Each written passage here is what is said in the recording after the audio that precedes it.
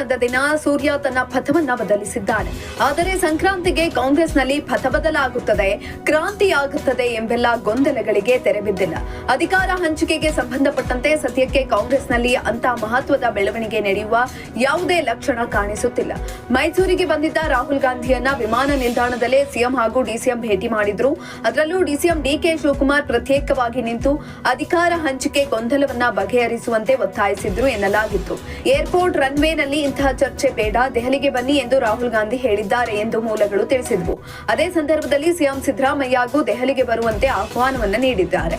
ರಾಹುಲ್ ಗಾಂಧಿಯವರ ಆಹ್ವಾನ ದೊರೆಯುತ್ತಿದ್ದಂತೆಯೇ DCM DK Shivakumar ಉತ್ಸಾಹದಲ್ಲಿ Sankranti ಹಬ್ಬದ ನಡುವೆಯೇ ಇಂದು ದೆಹಲಿಯತ್ತ ಮುಖ ಮಾಡಿದ್ದಾರೆ. ಮುಂದಿನ ವಾರ ರಾಹುಲ್ ಗಾಂಧಿ ವಿದೇಶ ಪ್ರವಾಸಕ್ಕಾಗಿ ತೆರಳುತ್ತಿದ್ದು, ಅದಕ್ಕೂ ಮುನ್ನವೇ ದೆಹಲಿಯಲ್ಲಿ ಭೇಟಿ ಮಾಡಿ ತಮ್ಮ ಗೊಂದಲವನ್ನ ಬಗೆಹರಿಸಿಕೊಳ್ಳಲು ಡಿಸಿಎಂ ಡಿಕೆ ಶಿವಕುಮಾರ್ ಕಾತುರರಾಗಿದ್ದಾರೆ.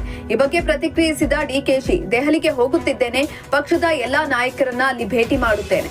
ರಾಹುಲ್ ಗಾಂಧಿ ಭೇಟಿಯಾಗುವುದು ಹೊಸದೇನೂ ಅಲ್ಲ, ಅವುಗಳನ್ನ ಸಾರ್ವಜನಿಕವಾಗಿ ಚರ್ಚಿಸುವುದಿಲ್ಲ ಎಂದರು. ಇನ್ನು ರಾಹುಲ್ ಗಾಂಧಿ ಭೇಟಿ ನಂತರ ನಿಮ್ಮ ಬೆಂಬಲಿಗ ಶಾಸಕರು ಸಂತೋಷವಾಗಿದ್ದಾರೆ, ಅವರ ಅಪೇಕ್ಷೆಯನ್ನ ರಾಹುಲ್ ಬಳಿ ಹೇಳಿಕೊಳ್ಳುತ್ತೀರಾ ಎಂಬ ಪ್ರಶ್ನೆಗೆ ರಾಹುಲ್ ನಮ್ಮ ಪಕ್ಷದ ನಾಯಕರು, ಬಯಕೆಯನ್ನ ಅವರು ಮುಂದೆ ಪ್ರಸ್ತಾಪಿಸುತ್ತೇನೆ ಎಂದು ಹೇಳಿರುವುದು ಕುತೂಹಲವನ್ನ ಹುಟ್ಟಿಸಿದೆ. ಒಟ್ಟಾರೆ ಉತ್ತರಾಯಣದ ಪುಣ್ಯ ಕಾಲದಲ್ಲಿ ಸೂರ್ಯನ ಪಥ ಬದಲಾಗಿದೆ. ರಾಜ್ಯ ಕಾಂಗ್ರೆಸ್ನ ಗೊಂದಲದ ದಿಕ್ಕು ಯಾವಾಗ ಬದಲಾಗುತ್ತದೆ ಎಂಬುದಷ್ಟೇ ಬಾಕಿ ಉಳಿದಿರುವ ಕುತೂಹಲ. ಇಂತಹ ಇನ್ನಷ್ಟು ವಿಡಿಯೋಗಳಿಗಾಗಿ ಲೈಕ್ ಮಾಡಿ, ಫಾಲೋ ಮಾಡಿ, ಶೇರ್ ಮಾಡಿ.